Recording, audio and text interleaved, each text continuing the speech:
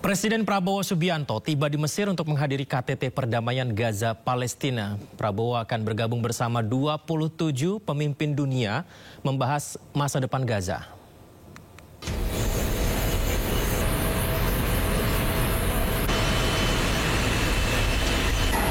Presiden Prabowo Subianto tiba di Mesir pada Senin pagi waktu setempat. Kedatangan Prabowo untuk menghadiri konferensi tingkat tinggi perdamaian Sharm el-Sheikh. Dalam KTT ini, Prabowo juga dijadwalkan menghadiri upacara penandatanganan perjanjian damai dan penghentian perang di Gaza, Palestina. Presiden Prabowo akan bergabung bersama 27 pemimpin dunia dalam membahas perdamaian di Gaza. Undangan tersebut betul-betul memohon kesediaan kehadiran dari Bapak Presiden Prabowo karena itu bagian dari kelanjutan perundingan yang semoga insya Allah itu bisa membawa perdamaian di Palestina dan terutama di Gaza gitu. Jadi tadi Bapak Presiden menyampaikan kepada kita semua bahwa untuk menjaga hubungan baik dan itu bagian juga dari ikhtiar kita selama ini, maka Bapak Presiden memutuskan untuk menghadiri undangan tersebut itu. KTT Sharm el-Sheikh rencananya akan dihadiri oleh lebih dari 20 pemimpin dunia. Termasuk Presiden Amerika Serikat Donald Trump, Presiden Mesir Abdel Fattah al-Sisi, Raja Yordania Abdullah II, dan Sekjen PBB Antonio Guterres.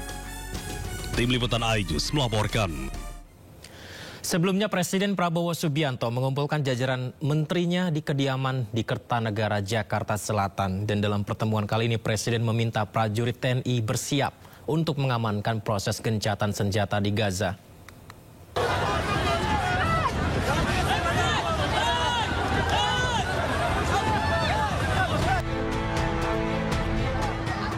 Usai usulan gencatan senjata permanen disetujui Israel dan Hamas, bantuan kemanusiaan mulai memasuki Gaza, Palestina.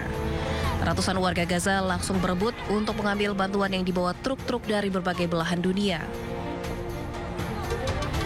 Bantuan kemanusiaan ini mencakup kebutuhan vital, mulai dari pasokan makanan seperti pasta, tepung terigu, beras, makanan kaleng, serta bantuan esensial lainnya. Sementara itu, pasukan pertahanan Israel berjaga di sekitar Gaza. Pasukan ini mengawasi ketat masuknya bantuan kemanusiaan ke Gaza.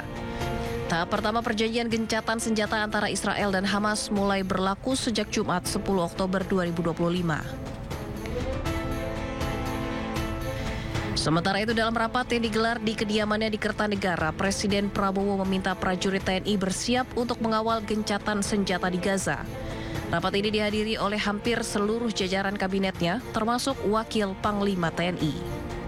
Bahwa kalau memang kemudian tercapai kesepakatan ke arah yang baik, dalam artian terjadi perdamaian, dan kemudian salah satu konsekuensinya adalah kita, Indonesia, diminta untuk ikut serta membantu mengirimkan pasukan perdamaian. Nah, tadi juga dibahas dan diminta kepada tadi alhamdulillah yang hadir adalah Wakil Panglima TNI untuk juga mulai mempersiapkan diri. Manakala dibutuhkan kita sudah siap. Komitmen Indonesia untuk mengawal gencatan senjata sebelumnya telah disampaikan Presiden Prabowo saat berpidato di sidang umum PBB. Bahkan Presiden Prabowo siap kirimkan 20.000 pasukan untuk mengawal proses perdamaian. Sementara itu, kelompok Hamas kembali menyerahkan 13 sandera dalam kelompok kedua di jalur Gaza, sesuai dengan kesepakatan gencatan senjata dengan Israel. Sejak hari pertama kesepakatan gencatan senjata berjalan, total 20 orang sandera telah diserahkan Hamas kepada Israel melalui Komite Palang Merah Internasional. Jadi ada 20 sandera diserahkan Hamas. Sebelumnya kelompok pertama sandera yang terdiri dari 7 orang sandera diserahkan Senin. Sementara kelompok kedua terdiri dari 13 orang sandera diserahkan hari Senin juga pada siang hari. Jadi yang pertama pada pagi hari tadi. Sementara 28 jenazah sandera Hamas juga akan segera diserahkan. Sebagai imbalannya, Israel akan membebaskan hampir 2.000 tahanan Palestina yang ditahan di penjara-penjara mereka. Apusai, tamam umurak.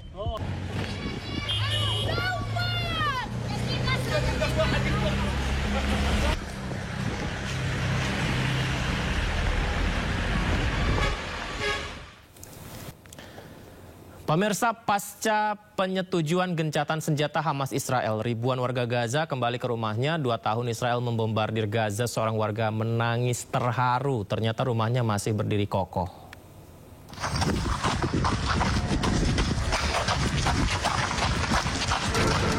Seorang pria berlari antusias menuju rumahnya yang ia tinggal selama serangan Israel di kawasan Gaza Utara.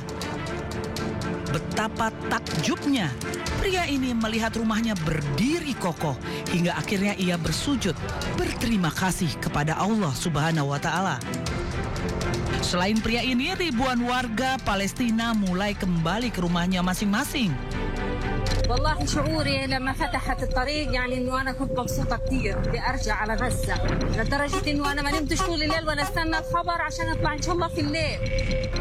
Pasca informasi gencatan senjata digaungkan dan tentara Israel ditarik mundur, puluhan ribu warga Gaza kembali ke kampung halaman. Ya, semoga inilah waktunya ya untuk warga Gaza bisa merayakan kemerdekaan, keselamatan, perdamaiannya. Dan pemirsa, usai kepulangan warga Gaza ke rumahnya masing-masing viral, beberapa di antaranya pun mulai membersihkan puing-puing dan membangun ulang interior di dalam rumahnya. 3 warga Gaza kembali ke rumahnya yang berada di pesisir pantai. Perlahan-lahan mereka mulai membersihkan puing-puing dari lantai dan perabotan mereka.